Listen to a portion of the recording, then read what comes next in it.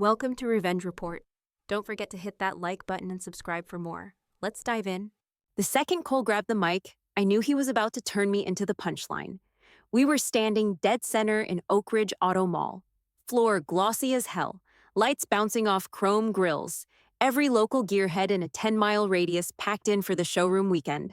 I didn't even want to be there, but Cole had begged me to come support the brand, whatever that meant. I should have known better. "Hey everybody," he said, voice slick as oil. "Meet my little sister Jessie. Best damn coffee pourer in the biz. Sweeps like a champ, too." The crowd chuckled. A couple guys clapped. One even gave a half-assed whistle. I didn't say a word, just shifted the strap on my old racing duffel, the canvas digging into my shoulder. That bag had been through hell. Races, crashes, sleepless nights under hoods. The frayed patch stitched near the bottom said it all. Roadhouse Syndicate. Long gone, but not forgotten. Quick note, before listening, share which city or country you're watching from. Cole wasn't done. "Don't get me wrong, she's got heart," he went on, flashing that toothy grin people used to fall for. "But let's be real, her toolbox has got more dust than skills." Laughter hit harder this time. I caught eyes with a sales clerk standing by the red Mustang GT. He grinned and leaned forward. "Hey, Jess," he called. "You even know how to drive stick?" The words landed sharp. I didn't flinch. Just stared straight ahead, tuning them out like engine noise in the back of my head. My boots stayed planted. My fists stayed loose. The bag on my shoulder felt heavier than usual. Cole elbowed the guy. "She can park, though. Real careful driver." Another laugh, louder. My brother was soaking it in like some washed-up cruise comic. That's when the glass doors at the far end hissed open, and everything shifted. Hank Delgado walked in. Every engine nut in Tennessee knew that name. Ex-racer. Track owner, crew chief for 3 championship teams. The guy walked like someone who'd seen death and beat it with a wrench. His gray hair slicked back, jacket faded, still wore boots like he never left pit lane. He cut through the crowd without looking at anyone, until his eyes locked on me.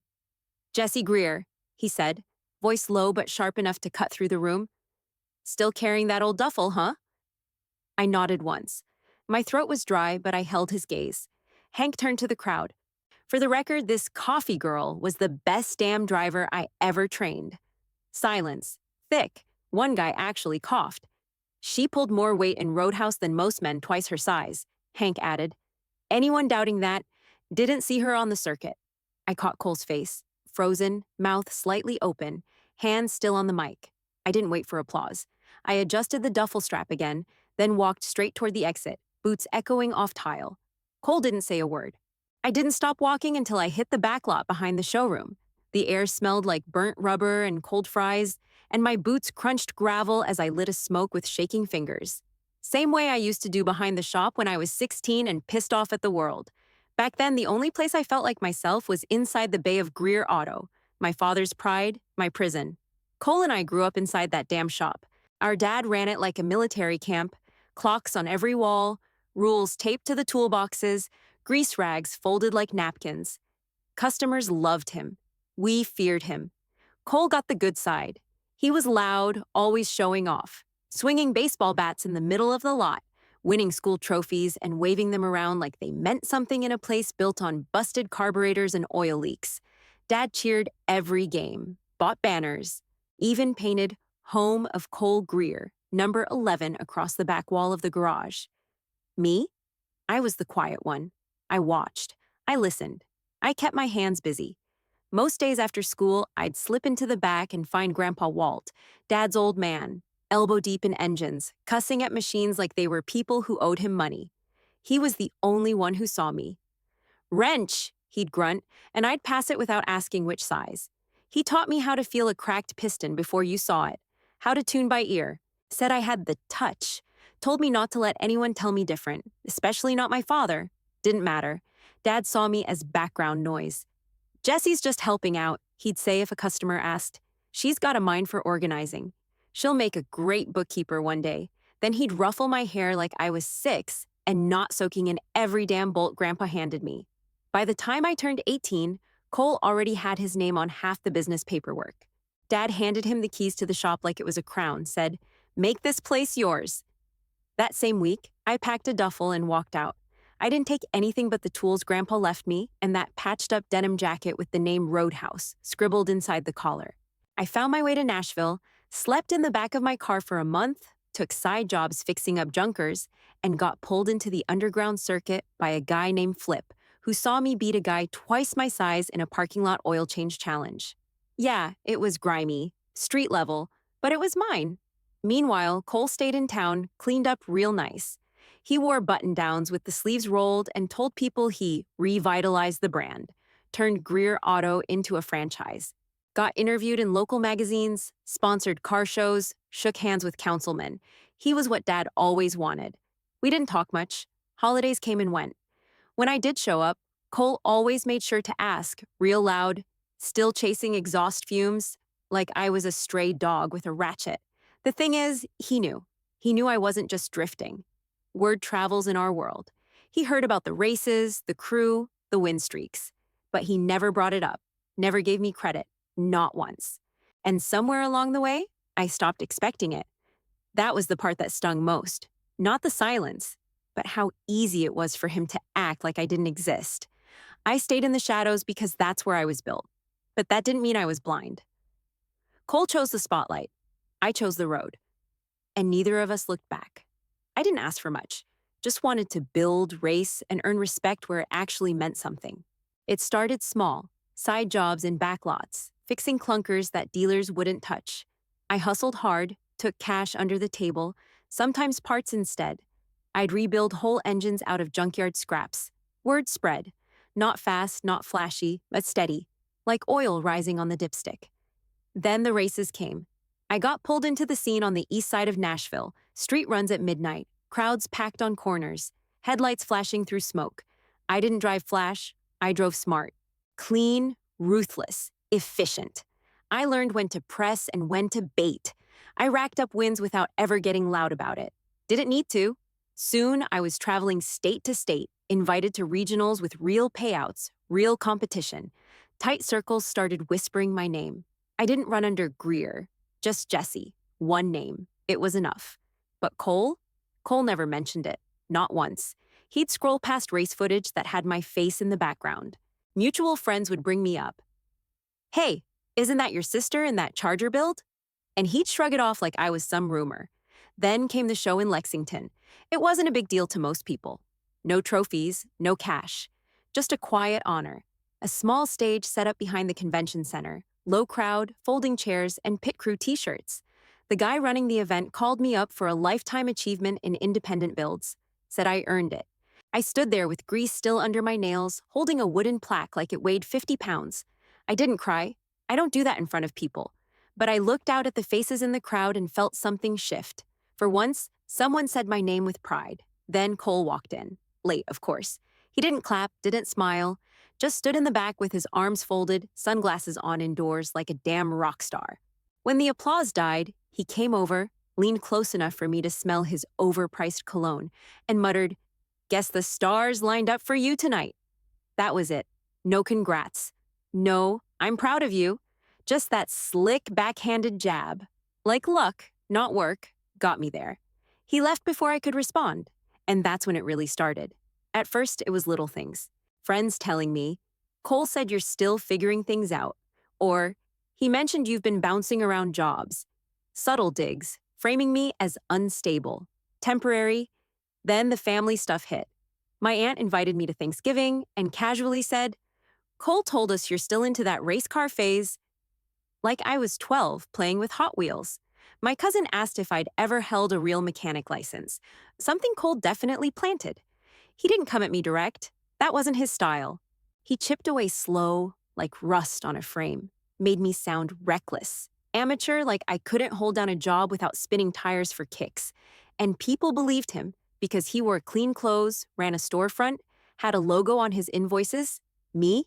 I had wins no one televised, engines no one saw, respect in rooms he'd never enter. But I felt it, how his words started bending the light around me. He couldn't beat me on the road, so he tried to beat me in the shadows. I started noticing it more after Lexington, the sideways looks, the bless her heart tone when people asked if I was still doing the race thing. That crap didn't come out of nowhere. It came from Cole. Then came the block party. Every summer, our Uncle Rick throws one. Beer kegs in the yard, cornhole in the driveway, paper plates stacked with ribs and mac and cheese. Everyone shows up, even people you forgot you were related to. I usually avoid it, but that year Grandpa Walt had just passed, and I felt like I owed the old man a show of face. I pulled up in my '92 Civic hatch, lowered, scratched to hell, mismatched panels, but the engine purred like a dream. I rebuilt every inch of it myself. No one noticed the engine, though. They saw the rust on the door and the chipped paint on the hood. Cole spotted me halfway through his second beer. He was already in rare form, holding court by the grill with two cousins and some friends from his gym. I gave him a nod and headed toward the back porch, but of course, he couldn't let it slide. "Hey, Jess," he shouted. "Still rocking those shop rags, huh?" I turned. Everyone looked. He smirked and pointed his plastic cup at my jeans and black tee, both stained from a morning carb rebuild. "What's that? Vintage oil? Or did that come with the hand-me-down Honda?" Chuckles, a few full-on laughs. One of the younger cousins actually pulled out their phone and hit record. I saw the screen light up. I didn't move, didn't say a word. Just stood there, arms crossed, eyes locked on Cole's stupid smug face. He raised his voice, playing to the crowd now. "You racing that thing these days or just hauling scrap with it?" Louder laughs. The phone kept recording. I could feel my jaw tighten, my nails dug into my palms, but I didn't blink. I'd learned by then. Silence makes people uncomfortable. Silence throws cowards off balance. But it didn't stop the clip from going viral in our circle. By the end of the week, someone uploaded it with the caption, "Local racer" or "Local wreck." Then came the memes. The racer who never won anything real. Garage girl with no garage. Some even used old photos. Me covered in grease, holding tools with a busted knuckle. Cropped out the context, turned me into a punchline. I didn't respond. Not online, not in person, not even to Cole. But something cracked inside me that day. What no one knew, what Cole didn't know, was where I'd been 2 weekends before that block party. We were in South Carolina, regional event, night run. One of the young guys, barely 16, lost control on a wet turn and slammed into a barrier. Flames started before the car stopped spinning. Everyone else froze. I didn't. I jumped the guardrail, yanked the passenger door open with both hands, and pulled him out with smoke choking us both. Held him until medics came. Burned the hell out of my shoulder, tore my jeans at the knee. When reporters showed up, I told the crew chief, leave my name out of it. I didn't want credit, just wanted the kid to survive. He did. So yeah, they called me a joke, but they didn't know the weight I'd been carrying. After that, I started tracking things. I bought a notebook. Cheap spiral kind. Every time Cole said something slick in public, I wrote it down. Every time someone repeated a rumor about me, I logged it. I started matching dates, capturing screenshots, quiet, steady, careful. It wasn't about revenge, not yet. It was about patterns, proof, precision. I documented races, wins, payouts, engine builds, rescue efforts, pit hours, real things. Cole had his public image. I started building a record to protect mine, because I wasn't going to let him write my story, not anymore. 3 weeks after the block party, a letter showed up in my mailbox with a bright red final notice stamp across the top. I almost tossed it without opening. Thought it was another spam envelope like those "you've been pre-approved" scams that come every other week. But the name caught my eye. Lexington State Credit Union. I sat down on my front step, opened it, and read the first sentence 3 times before it sank in. This is a final attempt to collect on the remaining balance of $30,127.43, stemming from the automotive business loan signed under Greer Performance Co-Partners, LLC. My name was listed underneath as a co-signer. At first, I thought it was a mistake. Maybe someone fat-fingered a form, or I got tangled in some dumb clerical mix-up. But then I saw the signature on the bottom. It was mine. Well, it looked like mine. Same loop in the J, same tight scribble on the G, but I never signed that form. I sure as hell never agreed to co-own anything called Greer Performance. That was when my stomach dropped. I drove straight to the credit union office, stormed in with the letter in my hand, and asked to see the original paperwork. The clerk didn't want to let me, said I needed an appointment. I leaned over the counter and didn't blink until she went to get the manager. They brought out a thick folder. There it was. My name, my address, my supposed signature on a contract dated over a year back.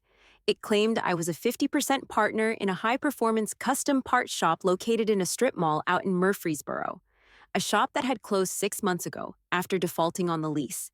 The owner listed on the main application, Cole Greer. I remember gripping the edge of that counter like I was holding onto a cliff. He hadn't just borrowed my name. He'd forged it, used my race history, even printed out screenshots of my past wins and stuck them into a phony pitch deck, like we were some kind of legendary sibling duo making a comeback. He built a lie on top of my reputation, ran it straight into the ground, and let me take the fall. I didn't scream. I didn't call him. I didn't even cry. I drove home, closed the garage door behind me, and pulled out that notebook I'd been keeping since the block party. Then I called Sylvia Reyes. She wasn't flashy, mid-40s, tough build, wore jeans and boots to her office, civil litigation with a specialty in fraud. Came highly recommended by a guy I used to build cars with down in Chattanooga. She looked over my papers without saying a word for 5 minutes straight. Then she said, "He's screwed. But we gotta do this clean. We got to work." Sylvia filed a disclosure request for all documentation tied to Greer performance. We pulled leasing agreements, email records, business formation docs, and the full loan packet from the bank. She flagged every inconsistency: wrong dates, misspelled names, IP addresses that didn't match mine. We tracked down the fake business partner Cole claimed vouched for me. Turned out the guy was a mechanic who did 2 oil changes for Cole and hadn't spoken to him since. We got a signed statement. Then we followed the money. Bank records showed Cole had pulled the entire $30,000 into a personal account within 4 days of getting the loan. He tried to cover it with shell invoices, made up equipment costs, fake vendor names. Sylvia caught it all. "Textbook fraud," she said. What got me most was the level of detail. He hadn't done this in a panic. He'd planned it. He studied my signature, used my race history, quoted things I said in interviews. That pitch deck had lines lifted from one of my old bios, word for word. It wasn't sloppy, it was personal. And still, I didn't confront him. No warning, no hint. I just kept feeding Sylvia the facts. Every lie Cole told publicly became another brick in the wall we were building. Solid, measured, airtight. Because this wasn't a joke anymore. He didn't just want to humiliate me, he wanted to erase me, and I was done staying quiet. We filed on a Wednesday. Sylvia handed me the folder, neat, thick, brutal, and said, "This goes to the DA's office today. After that, it's out of our hands: identity theft, forgery, wire fraud, 3 felony counts." I signed the affidavit with my real signature, steady hand, no hesitation. We didn't send Cole a heads up, no call, no email. He wasn't going to get the dignity of a warning. He thought he was still winning. That weekend, he showed up at the Oak Ridge Fall Auto Expo wearing a polo with his shop's dead logo stitched on the chest, even though the lease had been terminated for 6 months. He still played the big man. Backslaps, loud laughs, sunglasses indoors like always. I watched from across the lot, leaning on a concrete barrier with my cap pulled low. Sylvia made sure the summons would be served in public. It was risky, but I wanted him to feel it, not hear about it in his mailbox. I wanted his little fantasy world to break in front of people who'd bought into his lies. Midday, when the main tent crowd was at its peak, 2 process servers in plain clothes walked straight up to him. One held the envelope, the other filmed the delivery for court verification. At first, Cole just blinked, took the papers like someone was handing him a flyer. Then he read the first few lines. I watched the shift happen in real time. His head tilted, brows pulled in, his jaw locked. Then his eyes darted toward the crowd. He tried to step back like he could undo it. He even looked for a trash can like he might toss it out and make it disappear. But he knew. The moment his name registered next to fraudulent use of identity, his whole body went stiff. Then came the sweat. That collar got real tight real fast. He looked around like he expected someone to save him, but no one moved. A couple of vendors had already started whispering. That was all I needed. I turned and walked. Left the expo without looking back. Didn't need to. That expression, confusion fading into panic, was mine now. I'd waited years for it. He never saw me there, but it didn't matter. My silence said more than any punch I could have thrown. Back in my garage that night, I wiped down my Torque wrench like it was any other Friday. No music, no victory lap. Just the slow, steady rhythm of someone who knew how to finish what she started. The court date was set. He wouldn't be able to spin this one. He'd called me reckless, said I was chasing fumes, but now every lie he'd ever told was logged, stamped, and sitting in a file cabinet at the county clerk's office. I didn't blast it online, didn't give the family a play-by-play, didn't warn the people who used to laugh with him that the storm was coming. I just let the system work. Cole spent years trying to bury me under jokes and rumors. Now he was the one choking on his own image, and I was finally free to stand still and watch him sink. The courthouse smelled like floor wax and stale coffee. No big drama, no cameras, no grand jury. Just a regular courtroom with flickering fluorescent lights and worn-out benches that made your back scream after 5 minutes. I didn't dress up.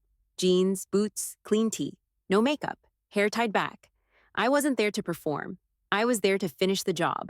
Cole sat across the aisle in a navy blazer like he thought that would make him look responsible.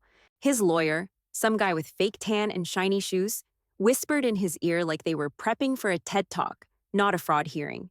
He didn't look at me. Good. The judge came in, called it to order, and Cole's attorney tried to get ahead of it, started talking fast about miscommunication, family misunderstanding, and intent to create a legitimate business opportunity. Then Cole stood up. He adjusted his tie like he was on stage and said, "Your Honor, I just wanted to do something that honored my sister's legacy in the racing world. I believed we had an understanding. I thought she'd be proud I didn't move. The prosecutor did. Her name was Langley. Middle-aged, calm, slow-speaking. The kind of woman who looked like she'd seen it all and forgot most of it. She didn't raise her voice, just walked the judge through the entire timeline like she was reading a grocery list. She showed side-by-side signatures, mine and the forgery. Showed emails Cole sent pretending to be me, full fake threads, invented conversations. She pulled up screenshots of the phony pitch deck Cole used to secure the loan, including race stats, bios, even quotes pulled from interviews I never did. Then came the financials. Langley highlighted every withdrawal Cole made from the account, right down to the $1,800 he spent on branded polos and the $900 on a flat screen for his office. The courtroom was silent except for her voice and the occasional rustle of paper. You could feel the shift. 2 men from the Auto Expo were in the back row. I recognized them. One of them had laughed at Cole's coffee girl joke. Now they weren't laughing, just staring. The judge asked Cole if he had anything else to say. He opened his mouth, then closed it, then rubbed the back of his neck and sat down. The sentence wasn't long. Restitution for the full loan, mandatory fraud classes, and a felony record that'd follow him into every job interview for the rest of his life. They didn't cuff him right there, but the bailiff stood close. As they prepped the paperwork, he turned and finally looked at me. "I messed up," he mumbled. I didn't blink, didn't nod, didn't say a damn thing. What was there to say? He'd already buried himself. All I did was draw a line around the grave and let the truth do the rest. I stood when the judge dismissed us, walked past Cole without a glance, and pushed through the double doors into the daylight. No applause, no headlines. But it felt like the loudest victory I'd ever had. I didn't hear from Cole after court. Didn't expect to, but word travels, especially in a town like ours. A guy I used to race with sent me a message a few weeks later. Cole's name came up in a job app. Fired before lunch. Someone else told me he was living in a studio above an old liquor store on the edge of town. 1 room, no garage, busted AC. Another said he'd tried booking a few consultation gigs, but no one wanted to work with him. Too much smoke, no fire. I didn't gloat. I didn't need to. Watching someone like Cole shrink back into the shadows after building his whole identity on flash and noise, that was its own kind of quiet justice. Then the letter showed up. No return address, just my name on the front in shaky handwriting I hadn't seen since we were kids. I sat on my porch with the envelope in my lap for a good 5 minutes before I opened it. Inside was 1 sheet, lined notebook paper, folded 3 times, black pen. It didn't start with "Dear" anything, no greeting, just straight into it. I've got no excuses. I did it, all of it. I stole your name, your history, your work. I figured if I could build something from your wins, it'd make me feel like less of a loser. But it didn't. You never needed to win. I just couldn't stand losing. Not to you. Not to a little sister who fixed things better than I could ever drive them. Dad made me feel like I had to shine or I'd disappear. So I took every spotlight I could grab, even if it meant dragging you into the dark. You didn't deserve it, and I knew it the whole time. I read it 3 times. Same spot, same chair. Breeze kicking up dust in the driveway. There was no apology. But there didn't need to be. He didn't ask for forgiveness. Didn't try to clean it up. He just owned it. Ugly, raw, pathetic. It was the first honest thing I'd gotten from him in years. I walked into the garage, opened the driver's side door of my Civic hatch, and slid the letter into the glove box. That car was the first thing I ever built by myself. Every hose, every bolt, every curse word under the hood. Mine. I'd slept in it, cried in it, outrun cops in it, rebuilt it more times than I could count. It was the one thing no one ever gave me or faked for me. That letter belonged there. A few days later, I sat down with a pen and wrote back. Nothing fancy. Maybe someday we talk. That's it. No promises, no forgiveness. Just a door. Cracked, not open. It didn't make me soft. Didn't undo the damage. But it felt like putting down a tool at the end of a long job. Shoulders tight, fingers sore, but something solid left behind. The truth was, I didn't know if we'd ever talk. But for the first time, it didn't feel like I was carrying his weight anymore. It was his. And I had my hands free again. A week after I mailed the letter, I drove to the address I'd heard through back channels, a converted one-bedroom above a liquor store, tucked behind a half-dead strip mall off Route 7. Didn't call, didn't text, just showed up. The stairs creaked under my boots. Paint peeled from the railing. When I reached the top, I hesitated for half a second, then knocked. 2 sharp raps, nothing soft. It took a full minute for the door to open. Cole stood there, thinner than I remembered, eyes bloodshot, hair grown out uneven, like he stopped caring halfway through a cut. He looked at me, just looked. No words, no fake smile. I didn't speak either, just reached out and placed my hand on his shoulder. I came because something shifted, I said. Justice did its part. The rest? That's on you? He didn't nod, didn't flinch, just stood there under the weight of it. I didn't walk inside, but I saw the broom leaning against the wall beside the door. A couple of empty planters lined the rail, dirt still fresh like he'd dumped out whatever was dead and wasn't sure yet what to plant next. That was enough. I turned and started down the stairs. Halfway down, his voice broke the silence. You didn't have to come. I stopped, looked back over my shoulder. No, but I did. Then I kept walking. The drive home was quiet. Late afternoon sun broke through the haze, warm and soft, windows down, air humming past my ears. I didn't blast music, didn't replay old arguments in my head. My old jacket sat on the passenger seat, the frayed Roadhouse Syndicate patch still stitched across the back. Worn down, half faded, but still holding. That patch wasn't about glory. It wasn't about winning. It was about surviving, building, earning your space with your hands and your name, no matter how many times someone tried to erase it. Some stories don't end with cheers, they just end with clarity and forward motion.